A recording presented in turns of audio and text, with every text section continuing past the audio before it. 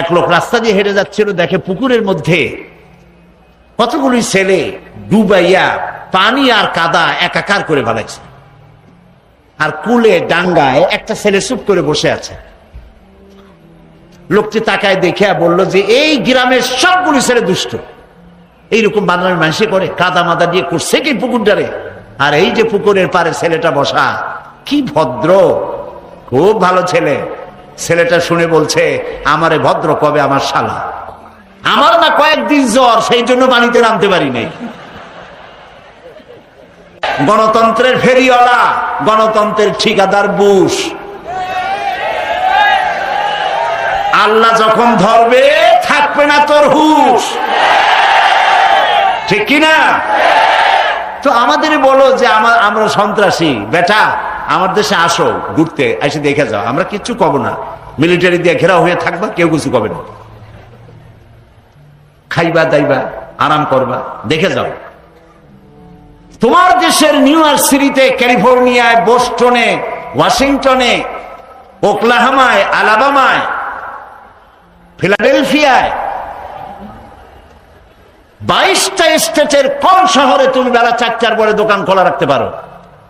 আমার দেশে আসো, আসে দেখো উত্তরবঙ্গে বা বাংলাদেশের বিভিন্ন জায়গায় কোন কোন এলাকায় রাত 11টা, 12টা, 1টা পর্যন্ত কেনা বেচা হয় কোটি কোটি টাকার। পুলিশও নাই, বিডিআরও নাই, চৌকিদারও নাই। বেশি দূর যাওয়া লাগবে না, বাবুরহাটে যান।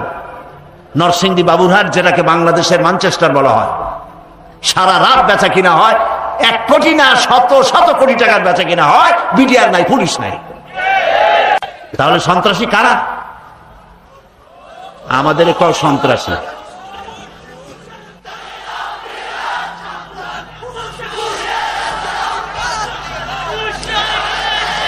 প্রিয় ভাই সব, আল্লাহ রাব্বুল আলামিন সারা পৃথিবীর সামনে দেখিয়েছে মুসলমান সারা পৃথিবীর মধ্যে সব থেকে বেশি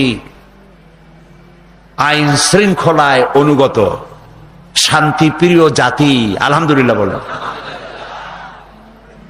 মক্কা মদিনা যায় দেখো কিভাবে আল্লাহ নিরাপত্তাটা দিছে, আমার জাতির পিতার দোয়াটা আল্লাহ কিভাবে কবুল করছে। রাত 2টা 2:30টা,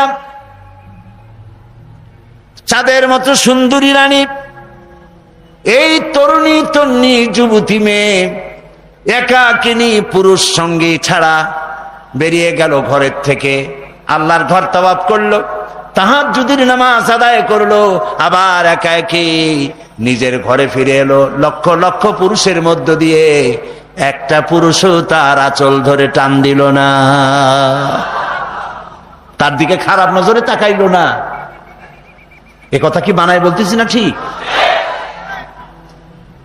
মুজদালিফার মাঠ, বিশাল বালুকাময় ময়দান, এরকম একটা তাবু নাই, ঘর নাই, বিল্ডিং নাই, লক্ষ লক্ষ মানুষ, লক্ষ লক্ষ নারী আর পুরুষ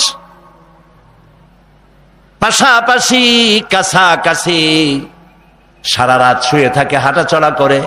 1000 বছরও পেরিয়ে গেল, মুজদালিফার মাটি থেকে, ময়দান থেকে একটা নারী হাইজাক হয় নাই,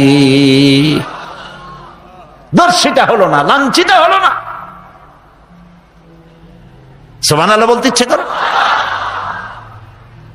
আল্লাহ রাব্বুল আলামিন বলছেন, আওয়ালাম ইয়ারাউ আন্না জাআলনা হারামান আমিনান, চোখ নাই, দেখো না তাকায়া মক্কা মদিনায় আমি কি আরাম দিছি, কি নিরাপত্তা দান করেছি, নিরাপত্তার শহর বানিয়েছি। পৃথিবীতে সন্ত্রাস মুক্ত কোন দেশ যদি থাকে তার নাম মুসলমানদের দেশ।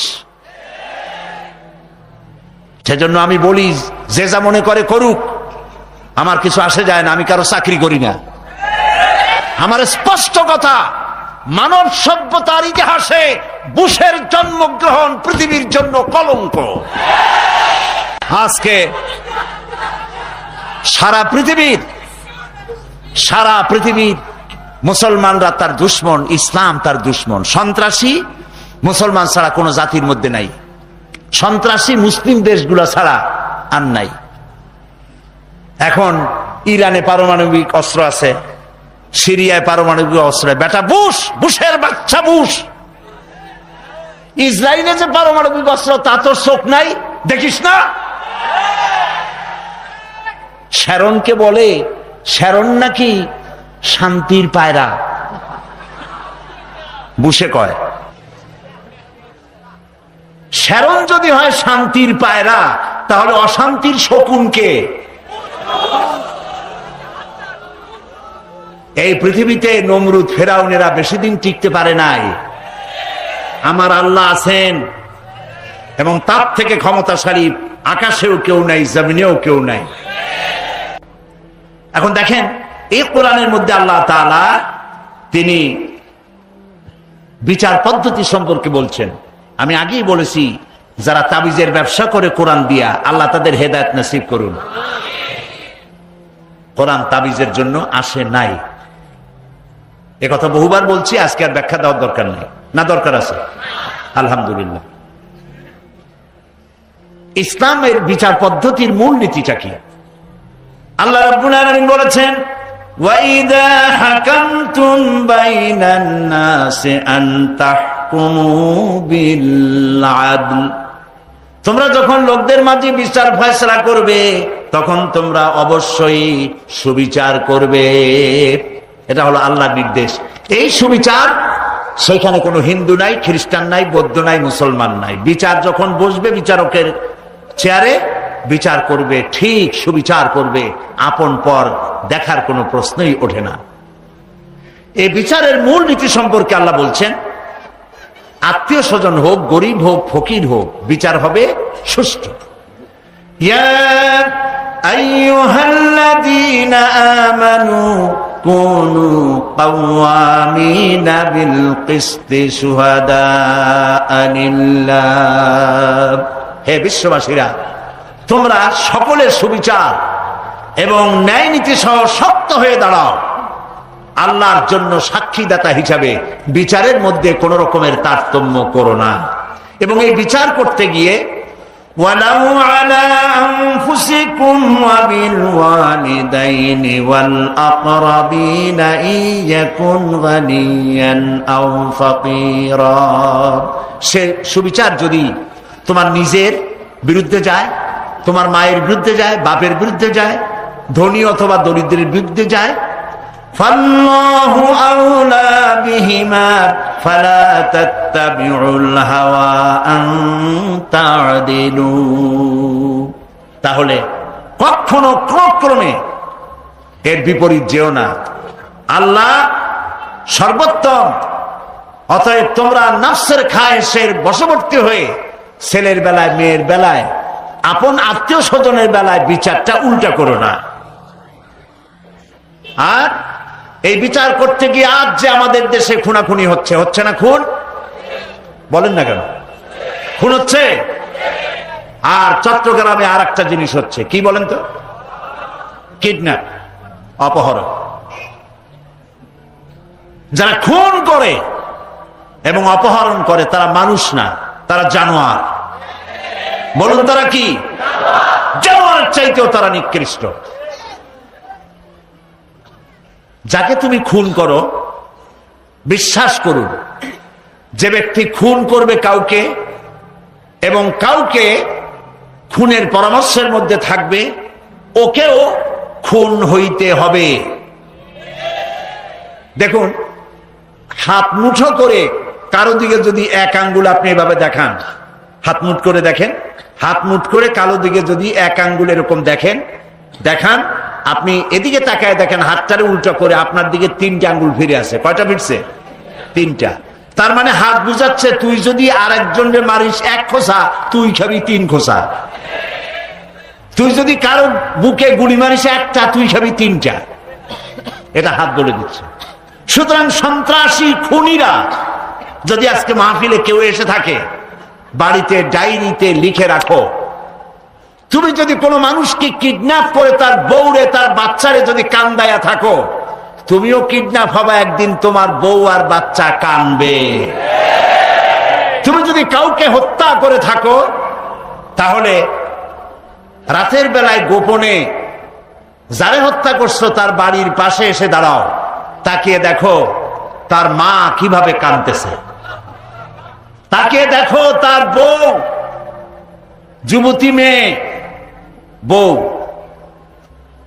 সাদা কাপড় পরে কাটা কবুতরের মতো ঘরের ফ্লোরে ছটফট করছে।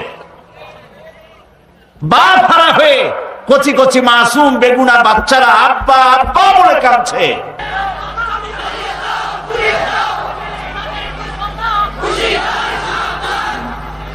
প্রিয় ভাই, সব সন্ত্রাসীদেরকে ধরিয়ে দিন, খুনিদেরকে ধরিয়ে দিন, এরা মানুষ না। জানোয়ারদেরকে ধরিয়ে দিন। কাদের ধরিয়ে দিবেন? জানোয়ার, পশু, অমানুষ। এই শহরের জামাল মিয়া নামে একজন ব্যবসায়ীকে কিডন্যাপ করা হয়েছে। জামাল না নাম? কি হাসর তার হয়েছে আমরা জানি না। তাদের নাম ঠিকানা জানা থাকলে সাহস করে কর্তৃপক্ষকে জানিয়ে দিন। আর কর্তৃপক্ষ যদি জেনে বিচার না করে তাহলে এ শাস্তিও তাদেরকে পোহাতে হবে, তাকেও নিহত গুলি খাইয়া হইতে হবে, আজ হোক আর কাল হোক। লক্ষ্য করুন, এই কোরআন দিয়ে নবীজি মানুষদেরকে শুধু তেলাওয়াতের জন্য দেন নাই, কোরআন দিয়ে একটি সমাজ নিজে কায়েম করলেন। সুবহানাল্লাহ বলেন। রাসূল এবার প্রেসিডেন্ট হয়ে গেলেন। আল্লাহ নবী কি হলেন? প্রেসিডেন্ট হলেন, রাষ্ট্রপতি হলেন। আল্লাহর নবী রাষ্ট্রপতি হলেন। কোরআন হলো সংবিধান, কোরআন হলো কনস্টিটিউশন। এই কোরআনের আইন যখন নবীজি চালু করে দিলেন, সমাজে চুরি বন্ধ হয়ে গেল, ডাকাতি বন্ধ হলো, জেনা বন্ধ হলো, সন্ত্রাস বন্ধ হলো, ধর্ষণ বন্ধ হলো। মানুষ তার দরজা খুলে ঘুমাবার সুযোগ পেয়ে গেল। যারা কাফের ছিল মদিনা রাসূলুল্লাহর জীবনের শেষ দিকে, যারা কাফের ছিল তারা চিন্তা করলো যে আমরা তো এই লোকটার সাথে খামোখাই দুর্ব্যবহার করেছি, আমরা তাকে ধর্মের দুশ্মন মনে করেছি। আসলে তিনি তো কারো ধর্মের দুশ্মন না, তিনি তো মন্দির ভাঙ্গেন না, তিনি তো কোনো অমুসলিমকে মারধর করেন না, বরং তিনি এসছেন পৃথিবীতে ইনসাফ প্রতিষ্ঠা করার জন্য। খ্রিস্টান, ইহুদি, মুশরিক প্রত্যেকটি জাতির তিনি প্রয়োজন মিটাচ্ছেন, তিনি মানুষের হক আদায় করছেন, বেকার ভাতা দিচ্ছেন, বুড়ো মানুষকে ভাতা দিচ্ছেন, সম্মান দিচ্ছেন। আজকে আর কারো ক্ষুধার কষ্ট নাই, সমস্ত মানুষ আরামে সুখে শান্তিতে বসবাস করছে। আল্লাহ তাআলা এই দৃশ্যটা তুলে ধরেছেন সূরা নসরের মধ্যে। আল্লাহ তাআলা বলছেন, ইযা জাআ নাসরুল্লাহি ওয়াল ফাতহু ওয়া রাআইতান নাসা ইয়াদখুলুনা ফি দীনিল্লাহি আফওয়াজা ফাসাব্বিহ বিহামদি রাব্বিকা ওয়াস্তাগফির ইন্নাহু কানা তাওয়াবা। যখন তোমরা দেখতে পাবে ইসলামের বিজয় এসেছে, যখন আল্লাহর মদদ হবে, যখন ইসলামের বিজয় আসবে, ওয়ারাইতান নাসা ইয়াদখুলুনা ফি দীনিল্লাহি আফওয়াজা, তখন দেখতে পাবে লোকেরা দলে দলে ইসলামের মধ্যে প্রবেশ করতেছে। সুবহানাল্লাহ। নবী করিম সাল্লাল্লাহু আলাইহি সাল্লামের জীবনের শেষ দিকে আরব ভূখণ্ডে কোন অমুসলিম ছিল না, সব পড়েছে লা ইলাহা ইল্লাল্লাহু মুহাম্মাদুর রাসূলুল্লাহ, কালিমা পড়ে মুসলমান হয়ে গিয়েছে। কেউ আর বিরোধিতা, শত্রুতা নবীজির সঙ্গে করেনি। নবী করিম সাল্লাল্লাহু আলাইহি সাল্লাম চুরি বন্ধ করেছেন, ডাকাতি বন্ধ করেছেন, জেনা বন্ধ করেছেন। আমি এসে শুনতেছিলাম মাওলানা হযরত মাওলানা আবুল কাসেম মোহাম্মদ সিফাতুল্লাহ সাহেব, আল্লাহ তাকে হায়াতে তাইয়্যিবা সেহাতে কুল্লিয়া দিন, তিনি আলোচনায় সন্ত্রাসের ব্যাপারে কথা বলতেছিলেন। যারা আজকে পৃথিবীতে সন্ত্রাসের বাবা না, সন্ত্রাসের দাদা, ওরা আমাদেরকে বলে সন্ত্রাসী, ঠিক কিনা? পৃথিবীতে সন্ত্রাস নির্মূল করেছে ইসলাম। সন্ত্রাস নির্মূল করেছে কে? ইসলাম সন্ত্রাস নির্মূল করে দিয়েছে পৃথিবী থেকে। মুসলিম মিল্লাতের পিতা তো একজনই, হযরত ইব্রাহিম আলাইহিস সালাম আল্লাহর ঘর নির্মাণ করলেন। এই ঘর নির্মাণ করতে গিয়ে তার কাছে সিঁড়ি ছিল না, লিফটও ছিল না, পাথর দিয়ে ঘরটা তৈরি করেছেন। এই ঘর তৈরি করতে গিয়ে একটা পাথরের উপরে তিনি দাঁড়াতেন, তিনি রাজমিস্ত্রির দায়িত্ব পালন করেছেন। আর একজন লোক হেল্পারের দায়িত্ব পালন করেছেন, তিনিও নবী ছিলেন। বলুন তো কে? মাশাআল্লাহ। তিনি পাথরগুলো উঠিয়ে দিচ্ছিলেন তার হাতে। প্রয়োজন মাফিক যত উপরে পাথর রাখতে হবে, যে পাথরের উপরে তিনি দাঁড়ায় কাজ করতেন, ওই পাথরটা লিফটের মতো উঁচা হইত। আবার যখন নামার প্রয়োজন হতো, পাথরটা আস্তে করে নেমে যেত, তিনি নেমে আসতেন। সেই পাথরটা কি শেষ হয়ে গেছে? না, আছে। কোন জায়গায় আছে? মক্কা শরীফে মাতাফের মধ্যে। নাম কি? মাকাম ইব্রাহিম। সুবহানাল্লাহ বলতে ইচ্ছে করে না? আল্লাহ রাব্বুল আলামিনের কুদরতের নমুনা আজও সেখানে স্পষ্ট হয়ে বিশ্ববাসীকে দেখা দিচ্ছে। বাপ বেটা মিলে দুজনে আল্লাহর ঘর নির্মাণ সম্পন্ন করলেন। এবার আমার জাতির পিতা ইব্রাহিম আলাইহিস সালাম তার কলিজার টুকরা সন্তানকে নিয়ে ঘর নির্মাণের পর বাপ বেটা দুজনে মিলে হাত তুলেছেন রবের দরবারে। হযরত ইব্রাহিম আলাইহিস সালাম দোয়া করলেন, রব্বি জাআল হাযাল বালাদা আমিনান। আয় আল্লাহ তাআলা, আয় আমার রব, তুমি দয়া করে এই শহরকে নিরাপত্তার শহর বানায়া দাও। আল্লাহ তাআলা, তুমি দয়া করে এই শহরকে নিরাপত্তার শহর বানাও। দোয়া কবুল হইল না হয় নাই? হয়েছে কিনা? আল্লাহ রাব্বুল আলামিন জবাবে বললেন, ওয়ামান দাখালাহু কানা আমিনান। যেই এই ঘরে প্রবেশ করবে, হারাবে প্রবেশ করবে, তাকে নিরাপত্তা দেওয়া হবে।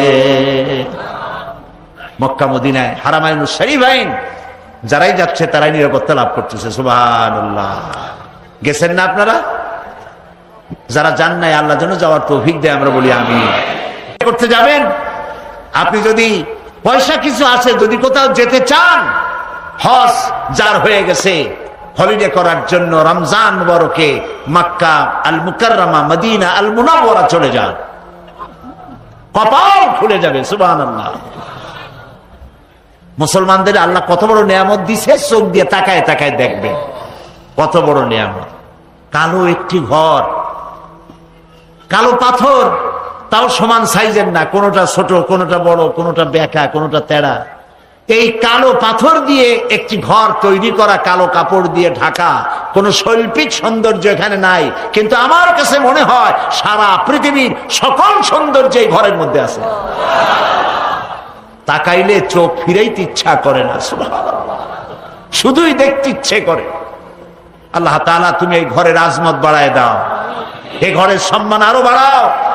দুনিয়ার কোন কাফের, কোন বেঈমান যদি হারামাইনুশ শরীফাইনের দিকে হাত বাড়ায়, সে হাতকে আল্লাহ চিরকালের জন্য অবশ করে দাও। পৃথিবীর মানুষের জন্য সোজা রাস্তাটা বলে দেওয়ার দায়িত্ব হচ্ছে কার? আল্লাহ পাকের। আল্লাহ পাক বলছেন, এই দায়িত্বটা আমার, সোজা রাস্তাটা আমি বলে দেব। কারণ ওয়ামিনহা জায়রুন, যেখানে আছে অসংখ্য বাঁকা পথ, অসংখ্য বাঁকা পথের মধ্যে সোজা পথটা আল্লাহ বলছেন আমি বলে দেব। অসংখ্য বাঁকা পথ কি? অসংখ্য বাঁকা পথ হচ্ছে মানুষের তৈরি করা যত মতবাদ আছে সব বাঁকা। সবগুলি কি? বোঝার জন্য খুব সহজ একটা দৃষ্টান্ত দেওয়া যায়। যেমন জ্যামিতির একটি সূত্র আছে, দুই বিন্দুর মাঝে সরল রেখা কটি হয়? একটি।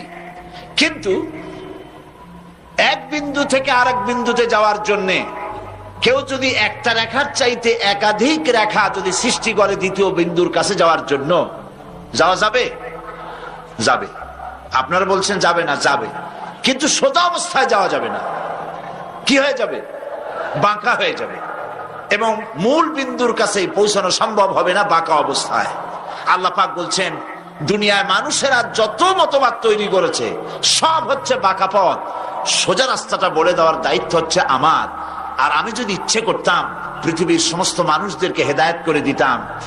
সুতরাং সোজা রাস্তাটা বলে আমি দেব। সেই সোজা রাস্তা বলে দেওয়ার জন্যই আল্লাহ রাব্বুল আলামিন অসংখ্য পয়গম্বর পৃথিবীতে পাঠিয়েছেন। সংখ্যা আমি বলতে পারলাম না, কেউ বলে 1 লাখ, কেউ বলে 2 লাখ, কেউ বলে 2,24,000। আমরা কোনো সংখ্যায় গেলাম না, কারণ কোনটা বলে আবার কোন অসুবিধা হবে। যদি বলি 2 লাখ, যদি কম হয় তা ফাও নবীদের উপর ঈমান আনি আবার কোন জ্বালা।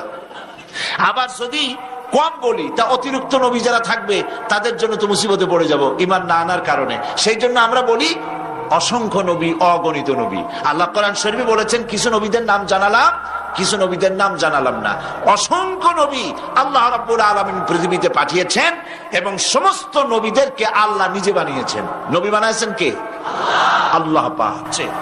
বাঘ হোক, কুকুর হোক, সাপ হোক আর গরু হোক, যে কোনো প্রাণী দিনেও যেমন দেখে রাতেও তেমন দেখে। মানুষেরা আলোর সাহায্য ছাড়া দেখতেও পারে না। এই দুর্বলতা, মানুষের এই দুর্বলতা সব থেকে কে বেশি জানে? আল্লাহ। কে বেশি জানেন? সেই জন্য মানুষ যেন তার যে দেখার শক্তি নাই, আলো ছাড়া দেখতে পারে না, সেজন্য চালাক চতুর দুরভিসন্ধি পূর্ণ এক শ্রেণীর লোকদের তৈরি করা মানব রচিত মতবাদের খানায় খন্দে পড়ে সে যেন হারিয়ে না যায়। এই জন্য আল্লাহ রাব্বুল আলামিন তার চলার জন্য, তার দুনিয়ায় শান্তির জন্য আর আখিরাতে মুক্তির জন্য আল্লাহ পাক নিজেই আলোর ব্যবস্থা করেছেন। সে আলোটা কি? সে আলো সূর্য নয়, সে আলো চন্দ্র নয়। আল্লাহ রাব্বুল আলামিন বলেন আলোটা কি? শোনো, قد جاءكم من الله نور وكتاب مبين। আমি আল্লাহর পক্ষ থেকে তোমাদের জন্য এসেছে আলো, আমি আল্লাহর পক্ষ থেকে তোমাদের জন্য এসেছে আলো, আর এসেছে সুস্পষ্ট কিতাব। সেই নূর, সেই আলোকে, সে আলো হচ্ছেন মুহাম্মাদুর রাসূলুল্লাহ। সকলে বলেন সাল্লাল্লাহু আলাইহি ওয়াসাল্লাম। এখানে আল্লাহ পাক নূর বলতে মুহাম্মদ সাল্লাল্লাহু আলাইহি ওয়াসাল্লামকে বুঝাইছেন। কালকে একটা আয়াত তেলাওয়াত করেছিলাম, ওর মধ্যে একটা নূর আছে। সেটা কি?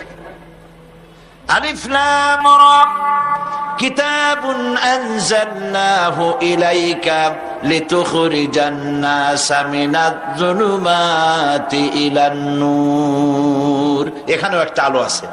কোরআন নাযিল করা হয়েছে আপনার উপর এই জন্য, যাতে করে আপনি মানব মণ্ডলীকে অন্ধকার থেকে আলোর দিকে নিয়ে আসতে পারেন। এখানে অন্ধকার হচ্ছে কুফরি, মানুষের তৈরি করা সকল মতবাদ কুফরি, আর ইসলাম, আল ইসলাম নূরুন, ইসলাম হচ্ছে আলো। কোরআন শরীফে নূর শব্দ বিভিন্ন জায়গায় বিভিন্ন ভাবে ব্যবহার করা হয়েছে। ওখানে নূর মানে ইসলাম, আর এখানে কাদ জাআকুম মিনাল্লাহি নূরুন, আমার পক্ষ থেকে তোমাদের জন্য এসেছে আলো। এই আলো হচ্ছেন মুহাম্মদ রাসূলুল্লাহ সাল্লাল্লাহু আলাইহি ওয়াসাল্লাম। তাকে আমি আলো করে পাঠিয়েছি। এই আলো বলতে গিয়ে আবার আল্লাহ পাক রাসূলকে কিরকম আলো বানিয়েছে? রাসূলকে বলা হয়েছে সিরাজাম মুনীরা। আপনি হচ্ছেন একটা প্রদীপের মতো। কে বলছেন? একটা প্রদীপ্ত প্রজ্জ্বল এক অনির্বাণ শিখা। আল্লাহ পাক ইচ্ছে করে রাসূলকে চেরাগের সাথে তুলনা করেছেন। কিন্তু আমাদের কমন সেন্স বলে যেমন বিশাল রাসূলের ব্যক্তিত্ব, তাতে তার তুলনা হওয়া দরকার ছিল সূর্যের সাথে, তুলনা হওয়া দরকার ছিল চাঁদের সাথে। তা না করে আল্লাহ টিম টিম করে জ্বলা একটা ল্যাম্প, একটা চেরাগ, একটা বাতি, একটা প্রদীপের সাথে তুলনা করলেন। এর সিগনিফিকেন্স কি? এর কারণ কি? উদ্দেশ্য কি? উদ্দেশ্য হচ্ছে এই সূর্য যত বিশাল হোক এবং তার আলো যত প্রখর হোক, সেই আলো পৃথিবীতে যত ছড়িয়ে পড়ুক, সূর্য যদি কিয়ামত পর্যন্ত প্রচেষ্টা চালায়, নতুন আরেকটি ছোট্ট সূর্যেরও জন্ম দিতে পারবে না। ঠিক কিনা?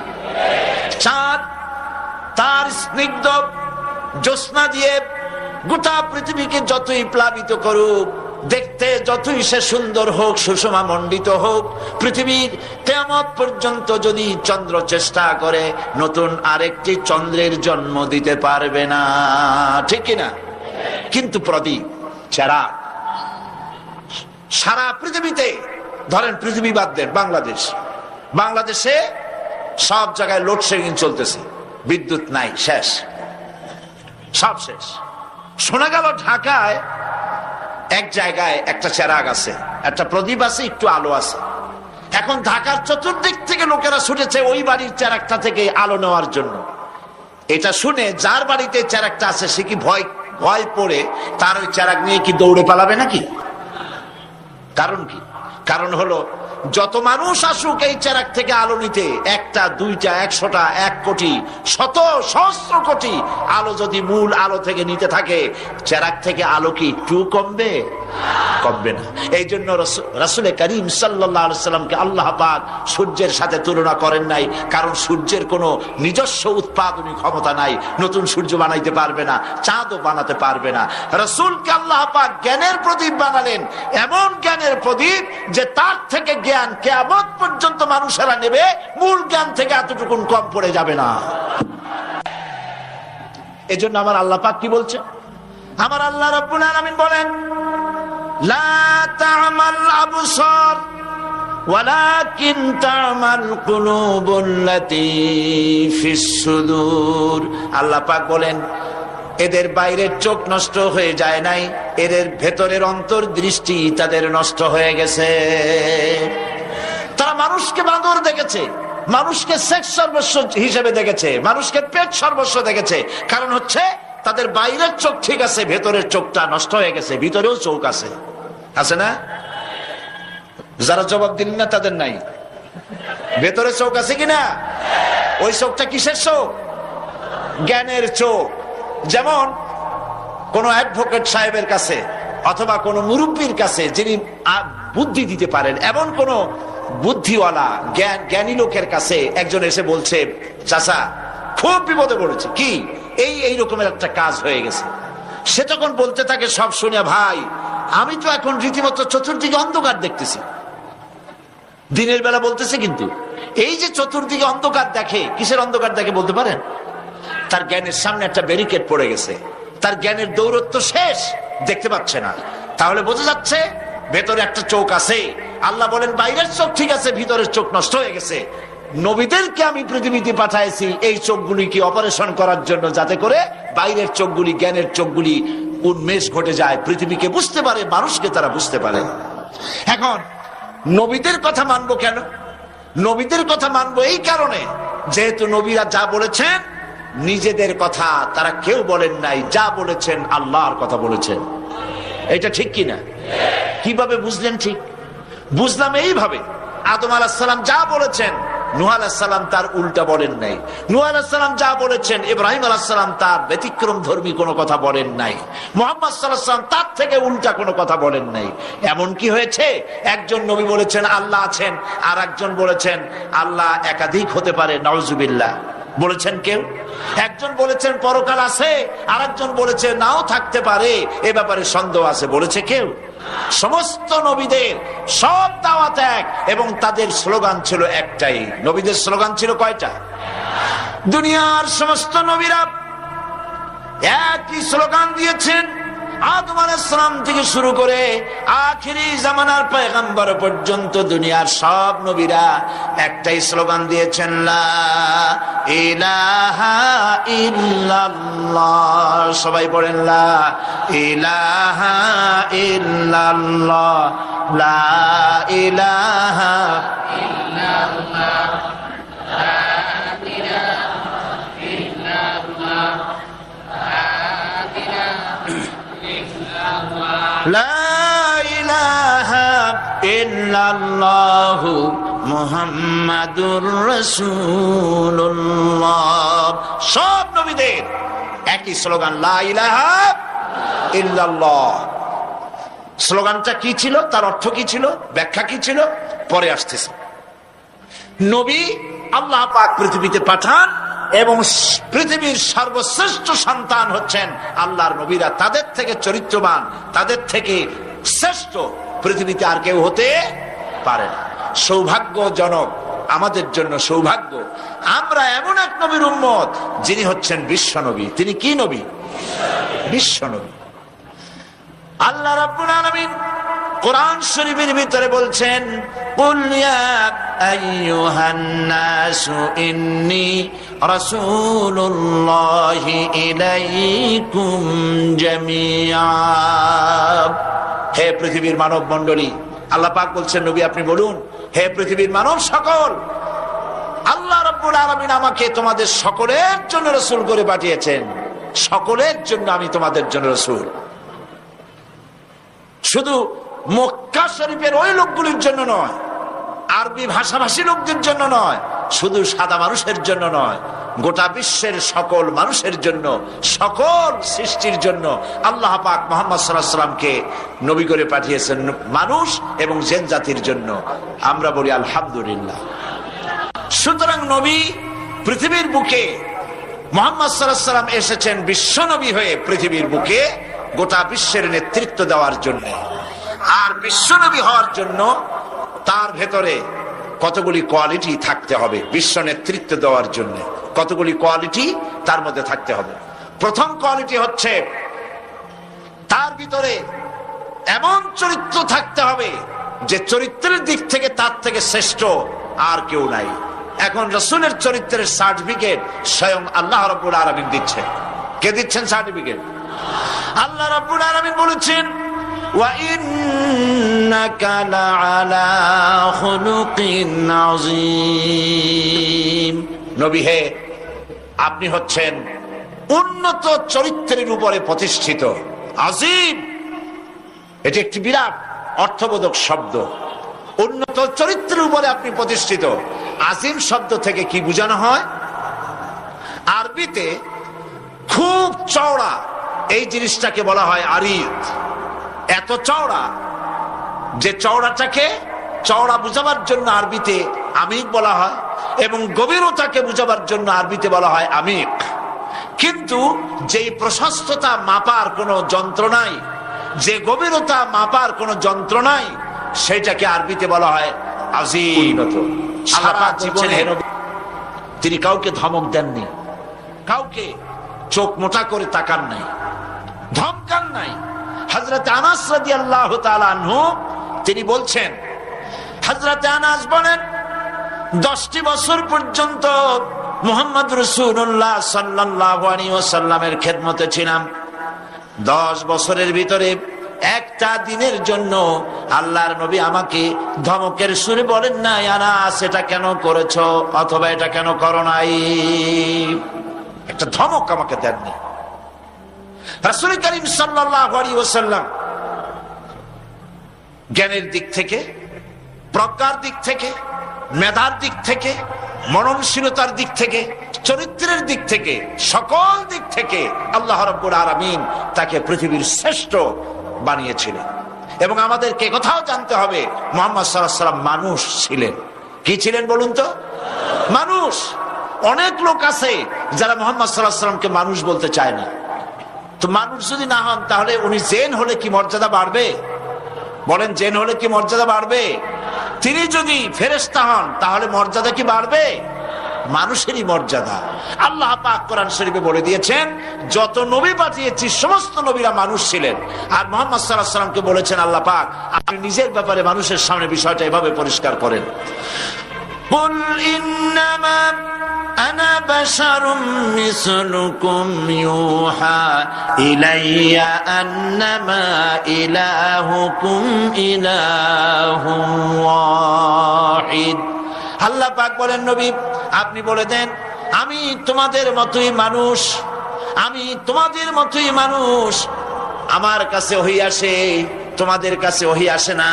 আর তোমাদের আমার ইলাহ হচ্ছেন এক। কে শিখাচ্ছেন কথা? আল্লাহ পাক শিখাচ্ছেন, আমি তোমাদের মতোই মানুষ।